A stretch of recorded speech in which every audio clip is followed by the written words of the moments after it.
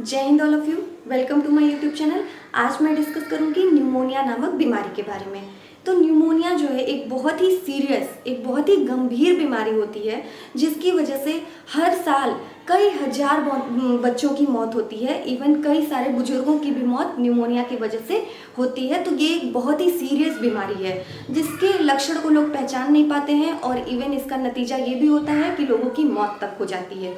तो चलिए जानते हैं न्यूमोनिया क्या होता है, इसके कारण क्या हैं, इसके लक्षण क्या हैं और इसका क्या प्रिवेंशन, क्या ट्रीटमेंट हो सकता है, यानी कि क्या बचाव किया जा सकता है। तो सबसे पहले न्यूमोनिया होता क्या है। न्यूमोनिया जो है हमारे फेफड़ों का संक्रमण है, यानी कि हमारे लंग्स में क्या हो जाता है, इन्फेक्शन हो जाता है। अब फेफड़ों का क्या कार्य होता है, हमारे शरीर में क्या होता है, जो प्योर ऑक्सीजन पहुंचाना, हमारे पूरी बॉडी में प्योर ऑक्सीजन को पहुंचाना और कार्बन डाइऑक्साइड को बाहर निकालना। तो उन लंग्स में क्या होता है, बैक्टीरिया, वायरस, फंगस की वजह से इन्फेक्शन हो जाता है और उसमें सूजन आ जाती है। हमारे लंग्स में छोटे छोटे एयर सैक्स होते हैं, यानी कि छोटी छोटी हवा की थैलियाँ होती हैं जिनमें संक्रमण की वजह से धीरे धीरे द्रव पदार्थ यानी कि लिक्विड, और वो लिक्विड धीरे धीरे मवाद का रूप ले लेता है, यानी कि पस बन जाता है।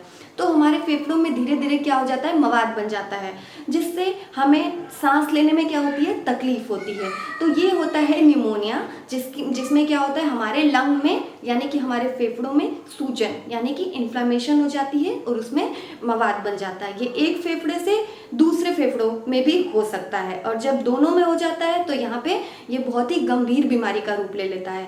धीरे धीरे ये जो मवाद है अगर धीरे धीरे अगर आपकी पूरी बॉडी में फैल गया तो जहर का रूप ले लेता है और इवन उससे डेथ तक हो जाती है। तो और सबसे ज़्यादा ये बीमारी छोटे बच्चों को बहुत ज़्यादा होती है। जो 15 साल से कम एज के होते हैं उन बच्चों को ज़्यादा ये बीमारी होती है, या तो फिर जो 50 प्लस के एज वाले होते हैं उन लोगों को होती है। ज़्यादातर न्यूमोनिया के केसेस इन लोगों में देखे जाते हैं क्योंकि इनका इम्यून सिस्टम जो होता है, रोग प्रतिरक्षा तंत्र जो होता है बहुत ही वीक होता है। अब आइए जानते हैं इसके कॉज यानी कि इसके कारण क्या हैं। तो कारण मैंने अभी बताया कि बैक्टीरिया, जो सबसे मेन जो इसका कारण है वो है बैक्टीरिया यानी कि जीवाणु। एक स्ट्रेप्टोकोकस न्यूमोनिया नाम का बैक्टीरिया होता है, इसी की वजह से ये न्यूमोनिया का संक्रमण यानी कि हमारे बॉडी में, हमारे फेफड़ों में इसका संक्रमण हो जाता है। इस केस में क्या होता है कि बॉडी अगर बहुत ही वीक है, अगर आप अंदर से स्ट्रांग नहीं है या फिर आपकी इम्यूनिटी जो है बहुत वीक है, तो उस केस में ये बैक्टीरिया बहुत जल्दी अटैक करता है हमारे लंग्स पे, हमारे फेफड़ों में। तो ये हुआ बैक्टीरियल इन्फेक्शन। दूसरा है वायरल इन्फेक्शन की वजह से भी होता है, यानी कि विषाणु के भी संक्रमण की वजह से भी ये होता है। फंगल यानी कि फंगस से भी होता है, उस संक्रमण, उसके इन्फेक्शन से भी क्या होता है, हमारे लंग्स में इन्फेक्शन और मवाद बन जाता है। तो ये सभी कारण होते हैं। ये ज़्यादातर किसको होता है, जो बहुत ज़्यादा पोल्यूटेड एरिया में जो लोग रहते हैं, क्योंकि आए दिन आप तो जानते हैं कि बाहर कितना ज़्यादा पोल्यूशन है, कितना ज़्यादा प्रदूषण है। तो अगर हम मास्क पहन करके बाहर अगर नहीं निकलते हैं तो बाहर की जो हवाएं हैं वो इतनी प्योर नहीं है कि हमारे अंदर पूरा ऑक्सीजन, मतलब पूरे तरीके से ऑक्सीजन रहेगा। वो क्या है, धीरे धीरे हमारे अंदर जहर घोल देता है। तो बाहर जो निकलते हैं, जो अपना चेहरा प्रॉपरली कवर नहीं किए हुए हैं, जो पोल्यूटेड एरिया में रहते हैं, उनको संक्रमण होने का खतरा बहुत ज़्यादा रहता है। दूसरी चीज़ ये कि जो लोग काम करते हैं ऐसी जगह पे जहाँ पे बहुत ज़्यादा धूल वगैरह होता है, बहुत ज़्यादा डस्ट होता है, जर्म्स होता है, इवन पॉलन ग्रेन्स, जो कई सारे पौधे भी होते हैं जिनका पॉलन जो होता है, परागण जो होता है, उसकी वजह से भी लोगों को बहुत ज़्यादा एलर्जी या इन्फेक्शन हो जाता है। तो ये कारण है किसके, न्यूमोनिया होने के। छोटे बच्चों में ये कैसे होता है, अगर किसी और को संक्रमण है तो उसके खांसने या छींकने से जो ड्रॉपलेट्स होती हैं वो दूसरे बच्चों तक या फिर दूसरों तक पहुंच जाती हैं, जिससे ये बीमारी फैलती है। बीमारी फैलने का भी यही एक कारण है, खांसने या छींकने से जो आपके जर्म्स जो बाहर निकलते हैं बाहर, वो दूसरों तक पहुंच जाते हैं, वो दूसरों को भी इन्फेक्ट कर देते हैं, यानी कि संक्रमित कर देते हैं। तो ये सभी हो गए इसके कारण। अब आइए जानते हैं कि इसके सिम्टम्स यानी कि लक्षण क्या अपीयर होंगे। निमोनिया देखिए बहुत जल्दी भी ट्रीट हो जाता है, बहुत जल्दी भी इसका ट्रीटमेंट हो जाता है, और कभी कभी क्या होता है कि बहुत मतलब गंभीर बीमारी का रूप ले लेता है जिससे मृत्यु तक हो जाती है। तो सबसे ज़रूरी चीज़ क्या है, इसके सिम्टम्स यानी कि इसके लक्षण को पहचानना।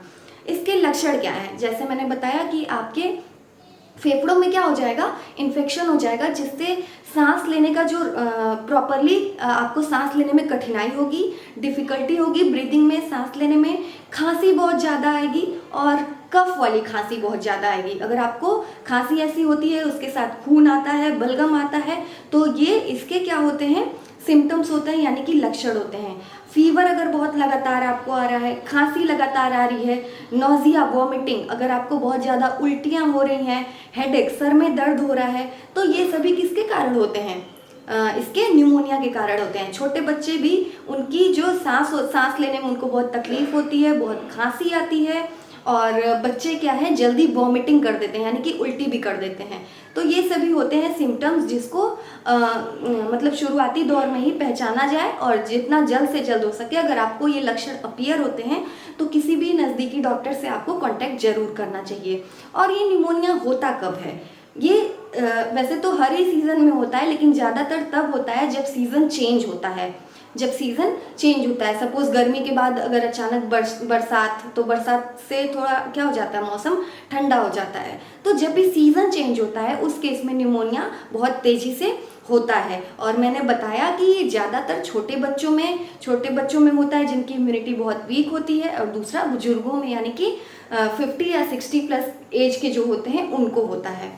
अब आइए जानते हैं कि इसके प्रिकॉशंस या ट्रीटमेंट क्या। तो ट्रीटमेंट के लिए तो आपको मैंने बताया कि आपको डॉक्टर से, अगर आपको ये सभी सिम्टम्स अपीयर हों, अगर आपको लक्षण दिखाई देते हों, तो अपने नज़दीकी डॉक्टर से संपर्क करें, उनसे ज़रूर जानकारी लें। वो आपका एक्सरे या फिर इसका टीका भी, वैक्सीनेशन भी किया जाता है, तो उससे निमोनिया जैसी बीमारी जो है वो ठीक हो जाती है। और एक्सरे करके इसका पता चलता है, जो कफ है या बलगम है उसकी भी जांच की जाती है। तो इस तरीके से इस बीमारी का पता लगा करके डॉक्टर्स आपको एंटीबायोटिक वगैरह देते हैं, क्योंकि ज़्यादातर ये बैक्टीरिया की ही वजह से होता है। अब प्रिकॉशंस, क्या प्रिकॉशंस हम ले सकते हैं? प्रिकॉशंस हम ले सकते हैं कि हम ज़्यादा से ज़्यादा साफ़ सफाई का ध्यान रखें। जो अपने आसपास अगर हम बाहर निकलते हैं तो मास्क का प्रयोग जरूर करें, क्योंकि बाहर की अब हवा जो है अब उतनी प्योर नहीं रहेगी, उतनी शुद्ध नहीं रह गई है। तो हमें मास्क का प्रयोग प्रॉपर करना चाहिए, मास्क लगाकर ही बाहर निकलना चाहिए। इवन क्लीनलीनेस, यानी कि साफ़ सफाई का भी ध्यान रखना चाहिए। किसी का भी अगर आपको लगता है किसी को आपके घर में भी इवन खांसी, छींक बहुत ज़्यादा आ रही है, तो उसका जूठा खाने से अवॉइड करिए, उसका जूठा खाना या फिर जूठा पानी न पीजिए। साफ़ सफाई का ध्यान रखिए, हमेशा अपने हाथों को धोते रहिए, पानी प्रॉपर पीजिए, पानी को ना हो तो उबाल करके पीजिए। और हमेशा आप हेल्दी फूड खाइए, यानी कि जो ग्रीन वेजिटेबल्स, जो हरी सब्जियां हैं, फल हैं, इन सभी का सेवन करिए। जितनी भी आपके सीजनल फ्रूट्स और वेजिटेबल्स होते हैं, जो मौसमी फल और सब्जियां होती हैं, इनका प्रयोग करिए। देखा जाए तो सांस से संबंधित आजकल बहुत लोग सांस संबंधित बीमारियां से बहुत लोग संक्रमित हैं, और आजकल तो इतना लोगों के मन में डर बैठ गया है कि थोड़ा सा भी खांसी, जुकाम, बुखार, कफ आ रहा है ऐसा, तो लोगों को क्या लग रहा है कि उनको कोविड-19 का संक्रमण है, यानी कि कोरोना वायरस का संक्रमण है। तो हालांकि इसके भी जो सिम्टम्स हैं उससे मिलते जुलते हैं, लेकिन आपको सबसे ज़्यादा क्या ज़रूरी है कि आप अपने इम्यूनिटी को स्ट्रांग रखिए, अपने रोग प्रतिरक्षा तंत्र को स्ट्रांग रखिए, ताकि आपको कोई भी बीमारी जल्दी आपके पे अटैक न करने पाए, और अगर सपोज होती भी है तो वो आपको जल्दी ठीक हो जाए। तो सबसे ज़्यादा हमें ये सारी चीज़ें ज़रूरी है कि हम अपनी इम्यूनिटी को स्ट्रांग रखें। तो ये सभी जानकारी है निमोनिया के बारे में। आई होप आपको ये पसंद आया होगा। दूसरों को भी शेयर ज़रूर करिए ताकि वो लोग भी अवेयर हो सकें। बच्चों का हमें खास करके ध्यान देना चाहिए, क्योंकि बच्चे ही इससे ज़्यादा संक्रमित होते हैं। तो बच्चों का हमें ध्यान रखना चाहिए, इवन बुजुर्गों का भी। तो अगर आपको वीडियो पसंद आया हो तो प्लीज़ इसे लाइक, दूसरों को शेयर और मेरे चैनल को सब्सक्राइब जरूर करिए। जो मेरे चैनल का नाम है वो है universal Juhi. Thank you so much.